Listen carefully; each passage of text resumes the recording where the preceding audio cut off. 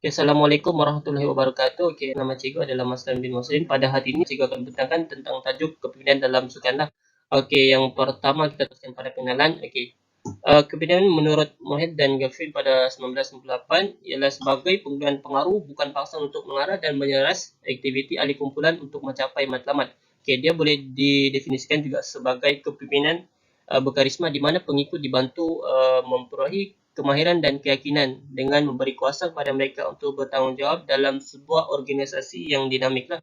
Okay, tujuannya kepemimpinan ini adalah untuk membantu atlet meningkatkan kemampuan dan juga membantu atlet untuk mencapai kejayaan lah. Okay, di mana terdapat jenis-jenis kepemimpinan. Okay. Terdapat beberapa jenis kepemimpinan tradisional.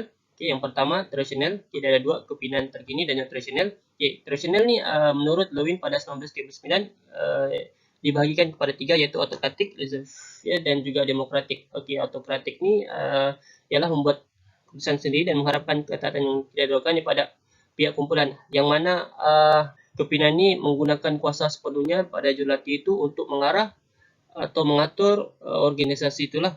Okay. Seterusnya ada laissez-faire, di mana kepimpinan jenis ini lebih meninggalkan ahli kumpulan untuk terus bergerak dengan tugas yang ada tanpa gangguan. Okay, pembinaan seperti ini boleh membantu individu tetapi tidak berusaha mengatur atau motivasikan kumpulan secara keseluruhan. Demokratik pula adalah merupakan jalan tengah di antara autokratik dan laissez-faire, di mana dia mengambil keputusan daripada atau musyawarah, mereka membuat musyawarah antara ahli kumpulan untuk membuat keputusan lah. Okey, gaya kepimpinan terkini pula menurut Chelduri dan Saleh pada 1980 terdapat 6 jenis gaya kepimpinan. Okey, yang pertama adalah latih dan arah. Okey, merupakan satu bimbingan yang bertujuan meningkatkan prestasi atlet dengan menekankan kemudahan latihan yang sukar dan berat, mengajar atlet dan kemahiran teknik dan juga teknik sukan lah. Okey. Demokratik, tingkah laku demokratik pula adalah macam seperti tadi, yang sama juga. Itu dengan autokratik. Okey, sokongan sosial pula adalah tingkah laku bimbingan yang dicirikan oleh kepercayaan terhadap kesejahteraan atlet, suasana kumpulan yang positif dan juga hubungan interpersonal dengan ahli lah. Okey, tingkah laku pertimbangan situasi ini adalah satu kepimpinan yang berdasarkan situasi lah, di mana faktor seperti masa, permainan, kesetaraan semua diambil kira untuk mengubah jenis kepimpinan lah. Okey, iaitu seterusnya adalah akhir sekali adalah maklum balas positif, iaitu tingkah laku bimbingan yang menguatkuasakan seorang atlet dengan mengali dan memberi ganjaran. Ini jenis corak ini lebih pada diberikan pada sekolah menengah, di mana atlet yang berjaya akan diberikan ganjaran untuk meningkatkan motivasi mereka. Okey, itu sahaja daripada saya. Sekian, terima kasih. Salam sejahtera, nama Guru Ernest Hu Jingjing. Guru akan menjelaskan bahagian ciri-ciri kepimpinan dalam sukan. Terdapat 5 ciri-ciri, iaitu keyakinan kendiri, penyesuaian, bertanggungjawab, suka bergaul dan dapat diterima. Keyakinan kendiri merujuk kepada sejauh manakah individu itu berasa selesa dengan pertimbangan, keupayaan dan kemahirannya. Pemimpin yang berkeyakinan kendiri boleh membuat keputusan atas pertimbangan yang wajar. Kedua ialah penyesuaian, merujuk kepada ketahanan dan keupayaan emosi menghadapi tekanan, konflik dan kekecewaan. Pemimpin yang dapat menyesuaikan diri adalah lebih mudah untuk bertenang diri dan memikirkan jalan penyelesaian yang paling sesuai apabila menghadapi rintangan-rintangan. Seterusnya ialah bertanggungjawab, definisikan ialah kesanggupan diri seseorang untuk memikul dan melaksanakan tugas serta kewajipan dengan sempurna. Individu yang bertanggungjawab cenderung melaksanakan kerjaya dengan penuh hati-hati dan bersedia mematuhi peraturan yang diletakkan. Seterusnya ialah suka bergaul. Pemimpin tersebut biasanya akan berupaya untuk mengenali ramai rakan. Sifat ini adalah penting dalam kejayaan kepimpinan, kerana orang yang suka bergaul biasa memperoleh banyak pengalaman dan mudah mempengaruhi orang-orang dalam organisasinya. Akhirnya ialah dapat diterima. Merujuk kepada sifat amanah, mudah bekerjasama, mesra dan sopan. Orang seperti ini mudah bekerjasama dengan orang lain. Seorang pemimpin yang mudah diterima juga boleh mengenali konflik-konflik dalam organisasinya, kerana pandangan dan percakapannya mudah mendapati persetujuan semua ahli. Seterusnya, guru akan menjelaskan kepentingan ciri-ciri kepimpinan dalam sukan. Pertama, mampu mengendali pasukan dengan baik. Pemimpin yang bertanggungjawab boleh mempengaruhi dan mengubah sikap atau perlakuan pasukan. Dengan ciri-ciri kepimpinan di atas, Konflik dapat dielakkan daripada berlaku dalam pasukan yang dikendalikan oleh seseorang pemimpin. Kesannya, pasukan tersebut akan lebih bersatu padu dalam mencapai kejayaan. Kedua ialah bersifat tidak mudah putus asa.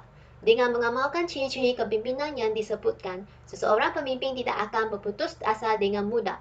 Oleh itu, pemimpin tersebut akan terus berjuang dengan pasukannya walaupun berhadapan dengan rintangan-rintangan. Ketiga ialah memupuk disiplin diri dan pasukan. Seseorang yang mempunyai ciri-ciri kepimpinan akan memastikan diri untuk mematuhi segala peraturan yang diletakkan dalam pasukan dan menepati masa untuk menjalankan latihan yang sepatut. Terakhir ialah berwibawa dalam melaksanakan tugas. Pemimpin tersebut akan dihormati dan segala keputusan akan diterima oleh ahli-ahli pasukannya. Dengan kewibawaannya, pemimpin tersebut dapatlah memimpin pasukan dengan mudah kerana ahli-ahli pasukan akan mematuhi arahannya. Itu adalah semua daripada saya. Seterusnya sambung kepada kawan saya. Dalam ciri kepimpinan, kita terdapat 3 ciri, yaitu ciri trait, yaitu menekankan kepentingan sifat-sifat seseorang jika ingin menjadi pemimpin. Ciri contingencies, kepemimpinan bergantung pada ciri-ciri pemimpin dan situasi di mana mereka memimpin. Dan terakhir, ciri transformasi, kepemimpinan akan merupakan sikap orang yang dipimpin, yaitu dari sikap mementingkan diri sendiri kepada sikap bekerja sama. Dalam ciri trait, terdapat 3 antara yang utama, yaitu semua pemimpin yang berjaya mempunyai ciri-ciri kepribadian. Manusia biasa tidak mempunyai ciri-ciri pemimpin. Dan ketiga adalah sifat yang menjadikan seseorang sebagai pemimpin dalam satu situasi juga akan berjaya dalam situasi yang berbeza. Menurut Kirkpatrick dan Locke pada tahun 1991, mereka wujudkan 8 ciri kepemimpinan yang berjaya, yaitu dorongan, kejujuran, motivasi untuk memimpin, keyakinan diri, kepintaran, kepakaran, creativity, dan flexibility. Dan ciri contingencies terdapat 3 model, yaitu contingency prudence, kepemimpinan bersituasi, laluan matlamat. Dalam ciri contingency prudence, mereka akan menggunakan YPC untuk mengkategorikan individu berorientasi tugas atau berorientasi hubungan.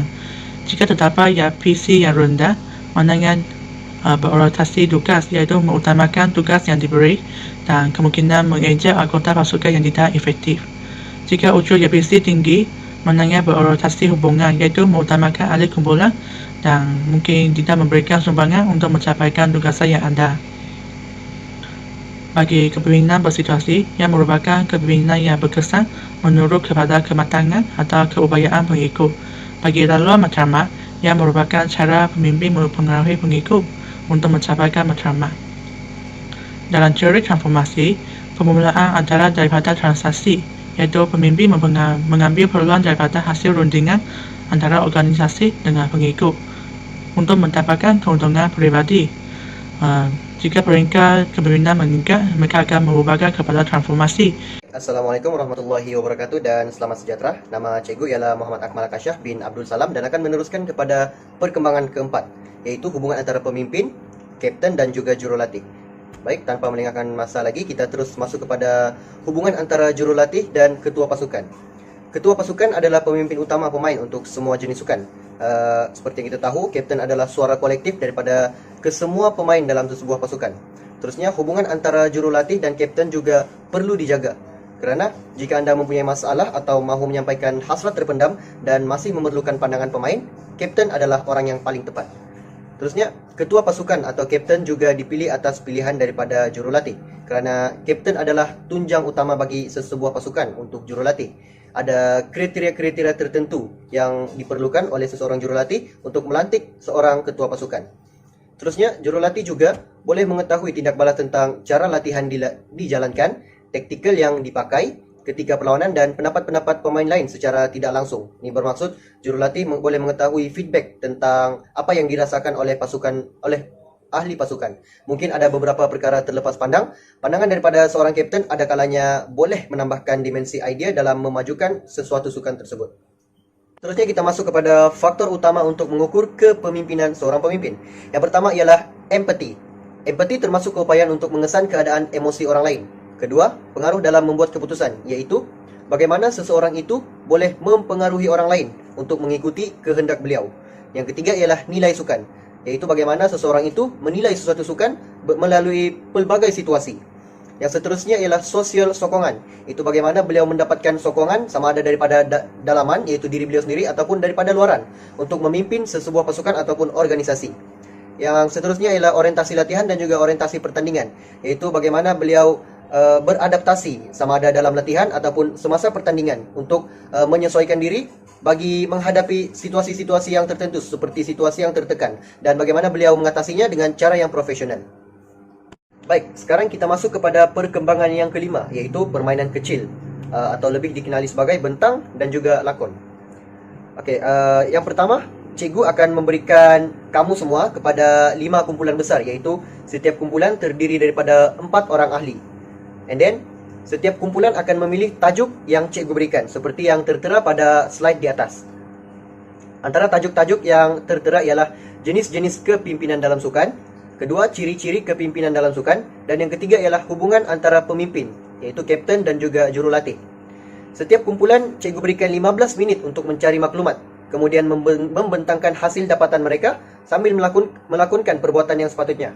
Kemudian, cikgu akan tentukan pemenang berdasarkan dengan pembentangan yang terbaik dan juga lakonan yang terbaik. Baik, itu sahaja daripada cikgu tentang tajuk kita pada hari ini, iaitu kepimpinan dalam sukan. Dan segala pertanyaan anda boleh ajukan terus kepada kami. Sekian dan terima kasih.